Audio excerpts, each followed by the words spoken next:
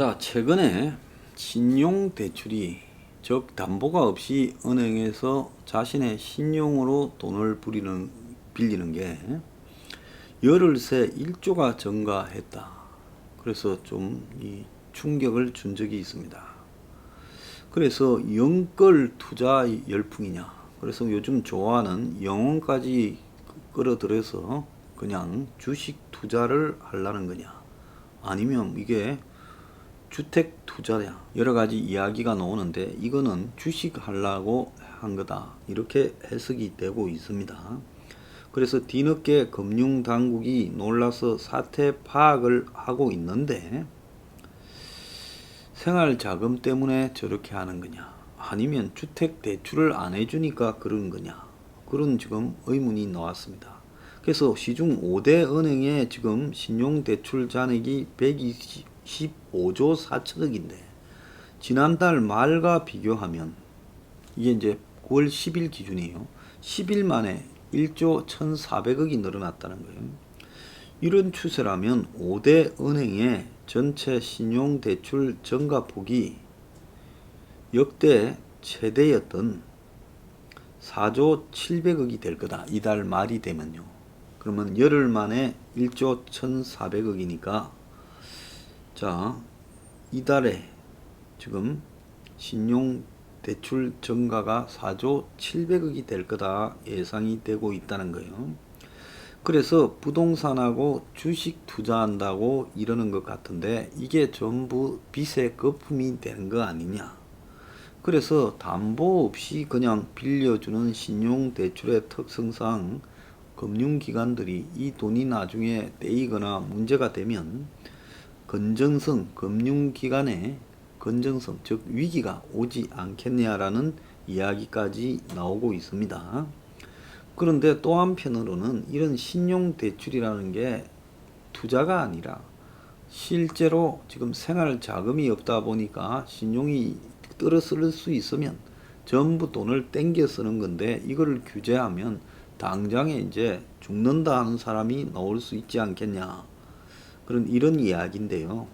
대체로 이런 신용대출을 받는 쪽이 지금 위험한 투자를 하는 쪽이 많을 거라고 지금 이야기가 나오고 있습니다. 매우 심각한 상황이죠. 그런데 올해 경제 전망이 지금 아시아개발은행이 지금 한국의 올해 성장치를 마이너스 1%라 했어요. 물론 한국은행이 수정한 것보다는 좀 낫지만은 아시아개발은행뿐만 아니라 한국은행도 마이너스 1.3으로 낮췄고, 한국개발연구원 KDI도 0.2에서 마이너스 1.1로 낮췄고, IMF도 마이너스 2.1로 낮췄고, OECD도 마이너스 0.8로 낮췄습니다. 정부는 0.1이라고 해서 그래도 마이너스는 안 될 거라고 0.1로 우긴 거죠. 이게 뭐 추정을 한 거겠습니까? 이랬는데 지금 누구든 한국이 역성장, 마이너스 성장을 할 거라고 보지 성장을 할 거라고 보지는 않고 있습니다. 기재부 차관조차도 플러스 성장은 어렵다, 마이너스 성장이 어느 정도 되는가가 문제다라고 하고 있고, 그래서 정부가 0.1% 성장할 거라고 계획하고 4차 추경도 짰는데 이게 불가능해지면 마이너스 2.2까지 갈 수 있다고 하는 이야기를 하는데, 자, 그런데 실제로 가다 보면 외환위기 때인 마이너스 5.1 이 정도까지는 안 가겠지만 그 직전까지 갈 수 있고, 이제 내년이 더 걱정이다라는 이야기가 곳곳에서 나오고 있습니다.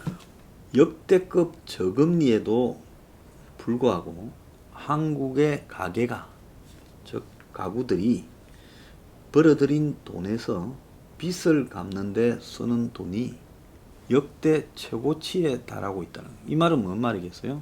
내가 벌어가지고 번 돈 중에 원리금을 내는 빚 갚는 돈이 역대 최고치가 된다는 빚이 그만큼 많다라는 것을 의미하지 않겠습니까? 그래서 5년 사이에 빚 부담 상환하는데 들어가는 돈이 이렇게 빠르게 늘어난 나라가 없었다는 겁니다. 그래서 국제결제은행이 공개한 자료에 따르면 이 총부채 원리금 상환 비율이라고 DSR이라는 게 있어요. 그래서 우리나라의 DSR이 12.4로 작년 대비 0.1%가 지금 올라갔다는 거예요. 이 말은 우리나라가 1년에 1,000만 원을 벌었다 하면 우리나라 가계가 그 중에서 124만 원을 빚 갚는 데 쓴다라는 거예요. 그래서 이 수치가 99년에 처음 생겼는데 역대 최고치를 기록하고 있다는 겁니다. 지난 2015년에 10.7%였는데 지금 1.7%가 증가를 했어요. 그래서 이 증가 폭이 주요 17개국 가운데서 가장 지금 크다는 겁니다. 10개 나라는요, 17개국 중에 10개 나라는 빚 갚는 비율이 줄어들었다는 거예요. 그러니까 한국의 경제 상황이 얼마나 어려운가, 이 가계들을요. 그래서 저금리가 되어서 이자가 줄어들면 원리금을 갚는 게 줄어들어야 될 건데 저금리 하에서 더 늘어났다는 겁니다. 그래서 GDP 대비 가계부채가 95.9로 2015년에 83.1이었는데 5년 만에 12.8%가 늘어났어요. 우리나라보다 더 빨리 늘어난 나라는 홍콩, 중국밖에, 이 두 개는 말할 필요가 없는 동네니까 빼야 됩니다. 기업 중에 은행 같은 게 아닌 비금융 기업을 합치면 20.2예요. 32개국 주요 국가 중에 8번째로 높다는 겁니다. 5년 전보다 1.5%가 이렇게 늘어났다는 거예요. 그래서 한국이 지금 빚이 느는 속도에서는 세계에서 가장 위에 있다는 겁니다. 최근에 연끌 중에 이 열흘간에 1조 1,400억이 신용대출됐다는데 이 돈 중에 상당수가 주식시장 갔을 거예요. 그래서 주식이 쌀 때 사두면 오른다, 코로나로 내린다는 거 다 개뻥이다. 그래도 괜찮은 주식들은 끝내 계속 오를 수밖에 없다. 그래서 미국의 기술주든 한국의 삼성전자든 괜찮은 주식이 쌀 때 사두면 돈 번다. 이렇게 다 눈이 뒤집어졌어요. 어떤 자들은 젊은 사람들한테 주식 교육을 시켜야 된다, 이런 황당한 소리들 하는 자도 있는데요. 솔직히 한국의 주식시장은 투기판, 돗대기판이고 주가 조작판이기 때문에 어지간하면 한국의 주식시장에 절대 끼어들지 말아라. 제가 그렇게 권유합니다. 20, 30대가 아니라 평생 경제계에서 놀았던 사람들도 주식하다가 그냥 폭망한 사람이 한둘이 아니다는 거예요. 그래서 희한한 게 지금 전 세계 주요국의 증시 상승률 9월달을 보면요, 미국 나스닥 마이너스 6.1, 미국 스탠다드앤푸어스 500 마이너스 3.3, 중국 상하이 종합 마이너스 2.9, 홍콩 항생 종합 마이너스 1.8, 유로스톡스 50 1.4, 일본 니케이 225 1.4, 대만 자취엔 2.0, 한국 코스피 5.0입니다. 이게 뭐겠어요? 혼자서 9월 달에 이 상승하고 있습니다. 자, 그런데 기업이 지금 상승했습니까? 기업의 매출이나 기업의 순이익이 상승하고 있어요. 돈이 풀렸으니까요, 시중에 있는 돈을 그냥 땡기기가 쉬우니까 그 넘치는 돈을 가지고 저리에 전부 그 돈으로 개미들이 지금 주식에 올라탔어요. 그래서 미국 정시는 떨어져도 한국의 코스피는 오른다고. 그래서 올해 코스피 상승률이 11%로 미국의 스탠다드 푸어 500보에 앞선다고. 그래서 나스닥이 9월 초에 기술주들이 폭락할 때도 한국은 올랐다고. 이렇게 지금 하고 있는 겁니다.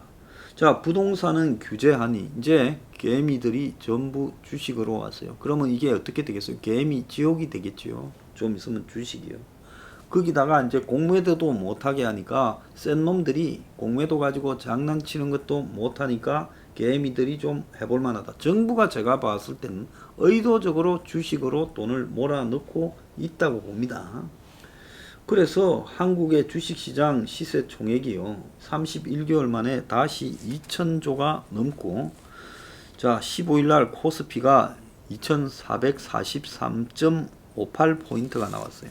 다른 한편으로 이렇게 영끌 비투, 즉 영혼까지 끌어모아서 빚내서 주식 투자하는 것이 위험하다.